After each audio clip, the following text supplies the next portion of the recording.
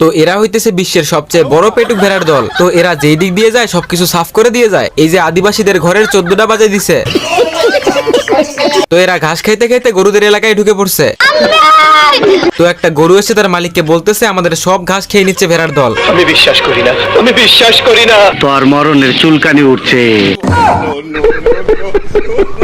साले को बम से उड़ा दूंगा। এই বলদে গেছে ভেড়ার ঘাস খাওয়া আটকাইতে। ভেড়া বলদের চামড়া বাদে সবকিছু খেয়ে চলে গেছে।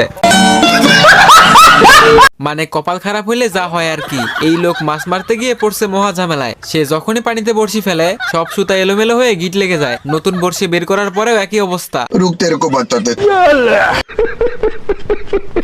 তো এখানে একটা ছোট বাচ্চা ভাঙ্গা বড়শি দিয়ে টপাটপ মাছ তুলতেছিল। এইটা দেখে এই লোক যখনই সেখানে মাছ ধরতে যায় তোর মরণের চুলকানি উঠছে। এইবার নদীতে এসে বড়শিতে টোপ লাগিয়ে পানিতে ফেলে। হায় রে কপাল, মাছে টোপ নিয়ে গিয়ে ভেঙে অমলেট বানাইতেছে। তো এই বলদে একটা গরম লোহার রডকে 2 আঙ্গুল দিয়ে সোজা করে ফেলে। তো রড গিয়ে গাড়ির চাকায় আটকে যায়। ওরে চাকা দেখি একাই গাড়িতে লেগে গেছে, কিন্তু কথা হচ্ছে চাকার নাটটা লাগাইলো কে ভাই?